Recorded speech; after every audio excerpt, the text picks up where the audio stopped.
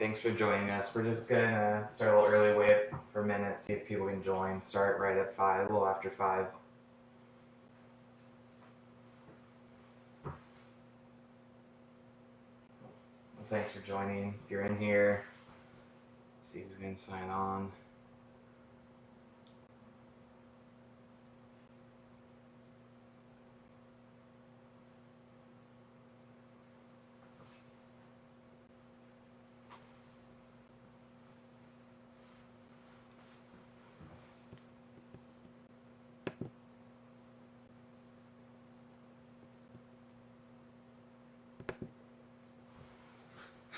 Hi, Rebecca.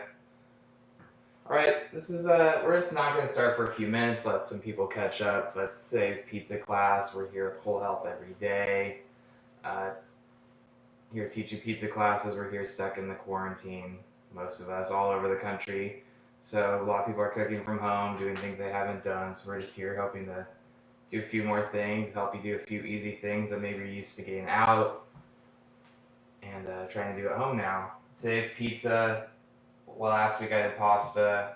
Really liking these few things. They're just a couple ingredients, stuff that people have been having trouble finding in stores, or if you're not comfortable eating out, but that people ate on a weekly basis. Just a way to do it. This is just a basic demo, but we also teach healthier versions and have one-on-one classes via Zoom. We lead, groups of people in the Zoom. If families are trying to have dinner, but are all quarantined in different places, we've been doing that. We still have chef services and home that we're doing. But yeah, it's a couple minutes after 5, so we're gonna get started with the pizza right now. So I have the flour measured out ahead of time. This is the flour and salt mixed together. A little extra flour if we're going to need it, or when we're forming the dough. This is instant yeast. You don't even have to let it bloom. If you have dry, activated yeast, you just have to let it sit in warm water with a little sugar and salt for about 10 minutes till it bubbles up. A little bit of olive oil. And then we use warm water. So I'm going to start by mixing together this yeast, if you can see it, with some warm water. Mix a little bit in. This is the same stuff you'd use if you want to try out homemade bread.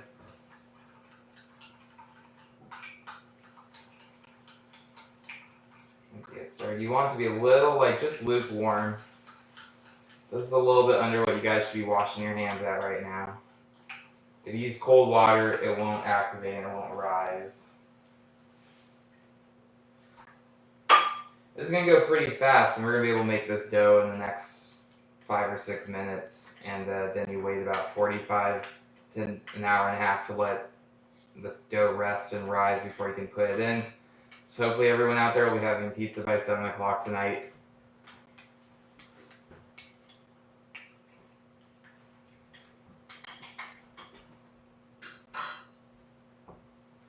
Alright. Sometimes there's little clumps in there. Just I'll break it up.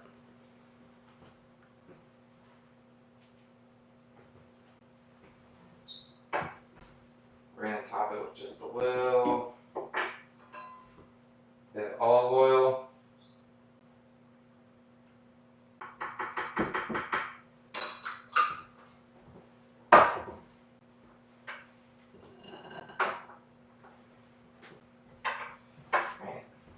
We're going to get started mixing it. I just have the salt and flour in there, so I'm just going to mix it together. Just incorporate that. And then we're going to mix everything on low setting on 2. And if you want to see, I'm using the dough hook for this instead of the whip.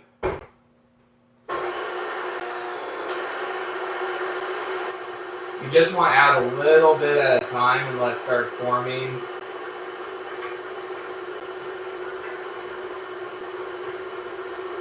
You don't want to add all in at the bottom. It will fume at the bottom and kind of make some sticky mess that you're going to have to work to get out. Alright.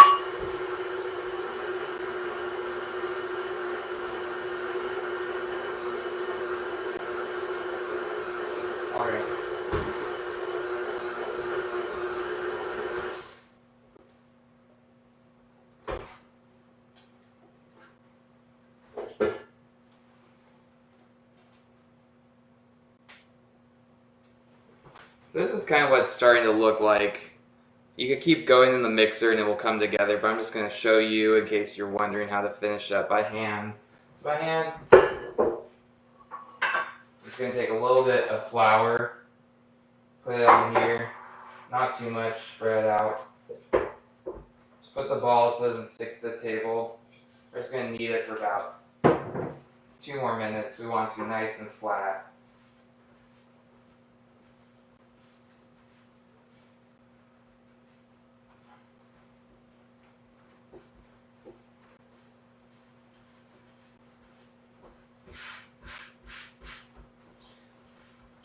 As you see, I'm trying to move the dough similar to pasta. I'm just turning it at 90 degrees and then folding it over, turning it 90, folding it over to make sure everything gets in there.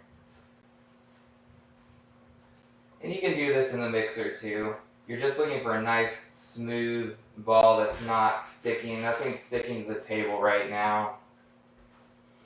Making pizza is another thing I learned working in Italy about 12 years ago. And we use a different flour. We use double O flour. Just a slightly different kind than used for pasta. It came in a blue bag. That's kind of what gives it a nice light crust. This is just general all-purpose, what most people have around. I've also made pizzas with rye flour, local Sonora flour, and it gives a different taste. You can even, if you are of interest and you want to start making your own starter, you can use like a sourdough pizza instead. Alright, so we're done already. I mean, so what you're looking for is just a nice smooth flat ball. We're going to just take a bowl, put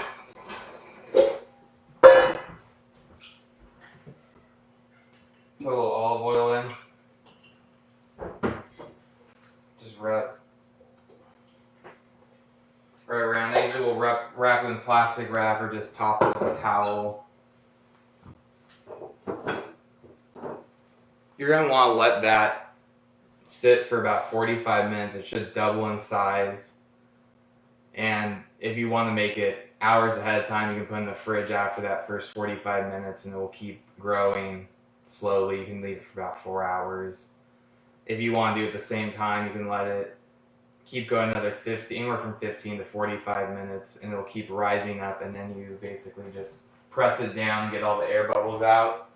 So I made this one maybe 2 hours ago. You can see same size batch. It gets pretty big.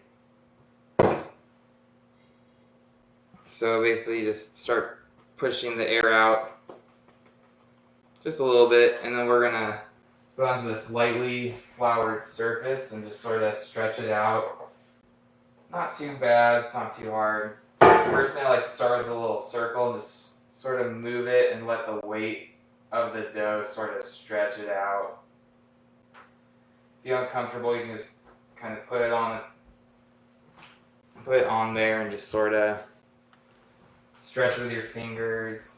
You want to have some flour in there. Another way is you just sort of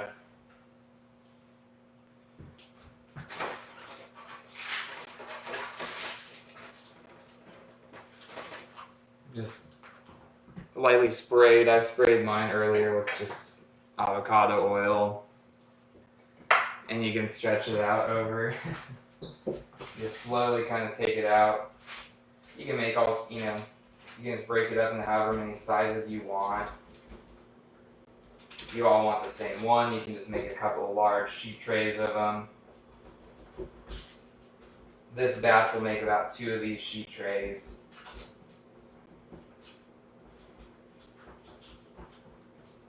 And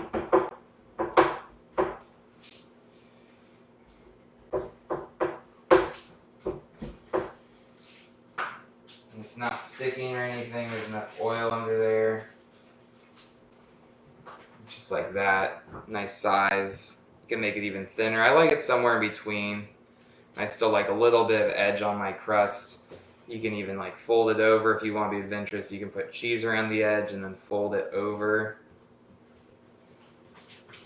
But I'm just gonna put a homemade tomato sauce on there. Get the little prosciutto scraps.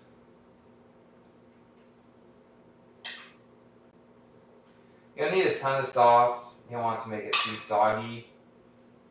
Depending on how much, the thinner it is, the less sauce you want on it. The thicker it is, the more sauce it can handle, the heavier the toppings. This is kind of halfway between, so it will be, a little mix of cheese, a little mix of sauce.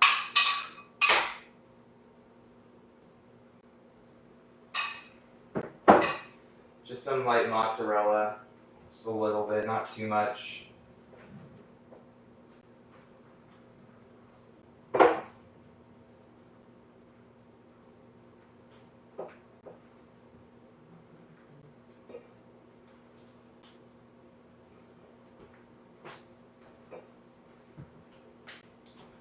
Something like that. And then when I'm done, when it's out of the oven, I'm going to just finish it off. I don't have any pepperoni, but I have this prosciutto, and I made it nice and crispy first. So we'll see how that goes. All right.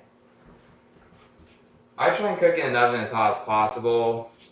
I like it to get that really brown, nice crunchy crust. Be still tender in the middle. I have mine at 425. Take a few minutes. If you have any questions, feel free to ask away in there, and I'll try and answer anything I can. But yeah, it's that easy. If you want to store in the freezer, you can shape it like on the sheet tray like it was, or in rounds, freeze it flat, seal it with some plastic, and you can keep it and just pull right out of the freezer and top it and bake it off straight from frozen, kind of like a frozen pizza. Yeah, it's easy. I mean, it's something that it's fun to do. You can get kids involved, do healthy toppings. You can do vegetables, pretty much anything. And here at Whole Health Every Day, we do, like I said, we do classes. So if you ever want to learn more Italian food, I used whole milk mozzarella for this, Abby. I just like the flavor. Skim milk works good too. Vegan cheeses work great with this. If you don't want any dairy, just a nice pesto on top works well. There are no wrong toppings with pizza. Any other questions? You don't have to use this. You can also use food processor, works very well. I have a mixer, you can mix it by hand. The dough will last in the fridge for a couple days. You just have to keep it tightly covered and then bring it out and let it sort of rise at room temperature for a while. If you have extra wet toppings, you want to try and wring them out. If you have olives, you don't want to take them out of the brine and put them around the pizza. You want to dry it out. My favorite pan to use is a pizza stone, but we moved not too long ago and I don't exactly know where it went, so I have a sheet tray. Another thing I like to do is I like to grill my pizza, in which case I will just get the grill really hot, spray it out. I will sort of just form it on the back of put it on like the back of a bowl with a little oil and quickly turn it over onto the grill. And that's another way of doing, like, if you want like a summer grilled pizza. With this extra dough that I made for you that you guys won't be having, I'll probably make a dessert pizza with some Nutella and strawberries and pistachios later. And pizza's still going. If you aren't familiar with Whole Health Every Day, we're a group of chefs we're in Southern California, mostly Los Angeles and Orange County, soon to be North San Diego and Arizona. We deal with special diets. We deal with people with allergies and health conditions, bringing high quality restaurant quality food to people who wouldn't have access to it or it's not available in the market. We know a lot about healthy ingredients. We keep track of most diets. So if you have pretty much a pizza for any diet we can do. This is just, again, a demo for a normal one. Any questions on any other pizzas, just let us know in the comments and we'll get back to you. The hard part about pizza is certainly the weight. As you see, it's kind of starting to brown up. Like, this goes pretty quick. It's starting to set. Cheese is starting to melt.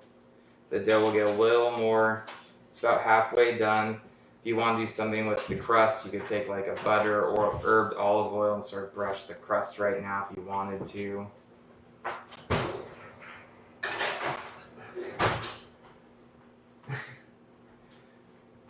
Have the puppy looking for crumbs as we speak.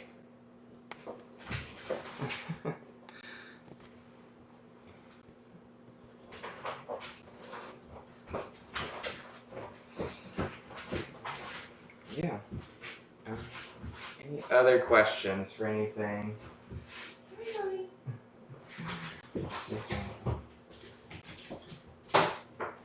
Oh, the prosciutto. So to make the crispy prosciutto, I just takes about 2 hours, about 200 degrees. I just line parchment paper and put the prosciutto on it. Let it sit, and it just gets nice and crispy, crunchy. Just break it up. A nice little change from pepperoni or sausage, depending on what you have. Right now, I know ingredients are a little hard, so we're making pizza with what we got.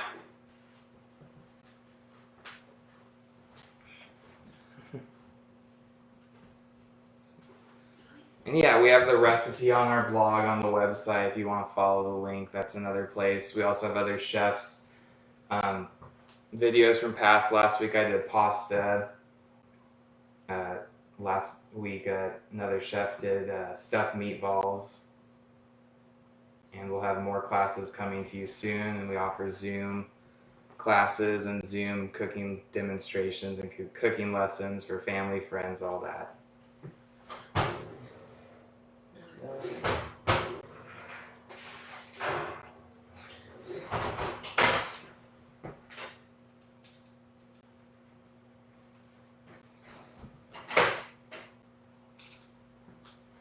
So you can starting to come together. You can kind of lift it up. It's not sticking. We want the bottom to be it's kind of crisp, but it's a little soft. Just a few more minutes and it should be good to go. I'm going to add the prosciutto now so it kind of bakes into the pizza so that sits on top. Now's a good time to add the herbs, the fresh herbs. They don't quite get cooked, but they still stick into the pizza.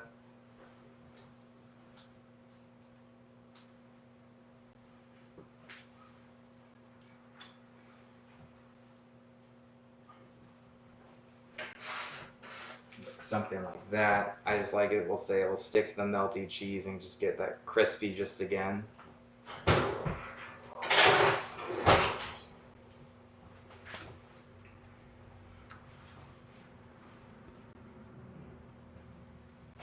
Alright.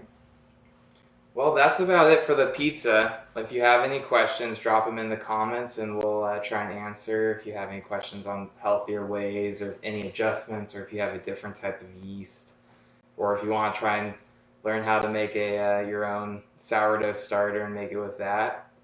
Alright. Well, thank you for joining us from here at Whole Health Every Day. I'm Chef Brett. Thanks for joining me. Hope to see you guys soon.